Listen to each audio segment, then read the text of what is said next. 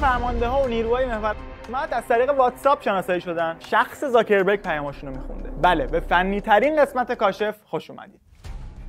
واتساپ یکی از امن‌ترین شبکه‌های اجتماعی جهانه، چون همه پیام‌ها رو رمز میکنه، نمیشه خوندشون. از کجا میگم؟ برنامه رو باز کنید، همون اول خیلی واضح و شفاف میبینیدش. این جمله یعنی پیامایی که تو بستر واتساپ ارسال میکنی از مبدأ تا مقصد رمزنگاری میشن، مخفی میشن. یعنی فقط منی که پیامو فرستادم و تویی که پیامو دریافت کردی میتونیم ببینیمش. فقط من و تو، نه سرور، نه هکر، نه پلیس و نه حتی شخص مارک زاکربرگ مالک متا و واتساپ. پس اگه تا قبل از این ویدیو نگران شنود شدن پیاماتون توی واتساپ بودید، دیگه نترسید. ما به خارجی‌ها اعتماد داریم، گفتن نمیخونن دیگه. خب تمام؟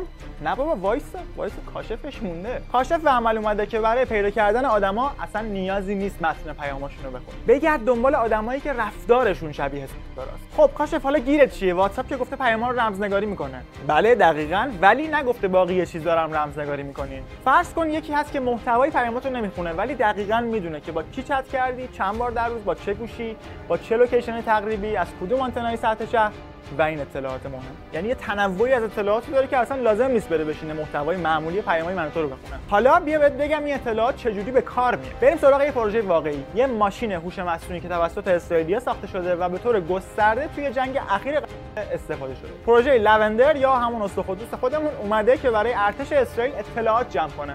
ولی نه شنوده، نه دوربینه و نه حتی جسم فیزیکی، بلکه یه چیز خیلی خفن‌تره. یه ماشین تحلیل رفتار دیجیتال آدماست، مبتنی بر متادیتاها. آقا متادیتا دیگه چیه؟ یه سری داده خامه که اول ویدیو مثالشو زدم. اطلاعاتی که برای مثال واتساپ به وضوح اعلام کرده که هم جمع‌آوریش می‌کنیم، هم ذخیره‌اش می‌کنیم. از الگوی رفتاری تو استفاده از نرم افزار و گراف ارتباطی با آدمای مختلف تا حتی باتری لول گوشیت ثبت میشه. واتساپ رک و پوسکنده میگه محتوای پیام‌ها توی سرورها ذخیره نمیشن، ولی متادیتاها با کمال میل. و تازه بعدش میگه ممکنه در برابر درخواست‌های رسمی احتمالی این اطلاعات رو در اختیار دولت‌ها و کشورهای مختلف هم قرار بدیم. البته این درخواست‌ها الزاماً جنگی هم نیستن. مثلا تو سال 2020 به درخواست دولت آمریکا واتساپ اطلاعات ارتباطی یه سری آدمو در اختیار FBI قرار داد که منجر شد به کشف یه شبکه ارتباطی مواد تو آمریکا. شما همین الان تو بخش شفافیت وبسایت متا میتونید دقیقاً ببینید که چند تا درخواست از سمت کدوم کشورها به سمت متا اومده برای در دسترس گرفتن اطلاعاتی که وجود داره. و برگردیم به لوندر. این اطلاعات رو میگیره و شروع میکنه به تحلیل کردن که مثلا فلانی توی سری ساعات خاصی از نیمه شب به فلان نفرات خاص پیام ارسال کرده،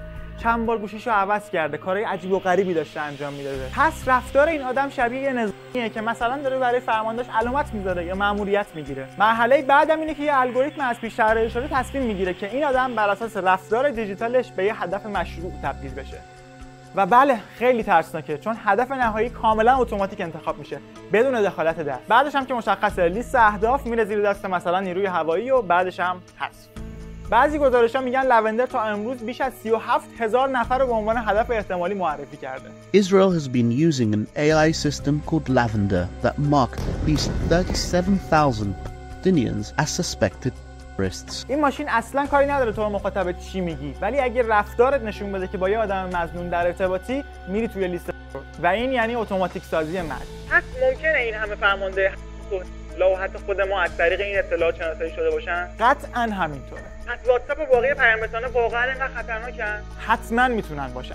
پس بریم پاکشون کنیم؟ نه اینقدر افراطی نه. این بیشتر یه هشدار جدی واسه آدمای مهم این مملکته. حالا اینا رو گرفتی، تازه میخوام بگم به اون رمزنگاری هم خیلی اعتماد نکن. یه مثال میزنم، ماجرای پگاسوس. توی اینترنت سرچش کنید، دسته‌گل همین اسرائیلیاست. ببینید داستانش. ما با یه قوم وحشی طرفیم. یه گوشی، یه پیام‌رسان، یه الگوی ساده و هوش مصنوعی که فریاد میزنه بکش. فقط چون الگوریتم گفت تو شبیه دشمنی.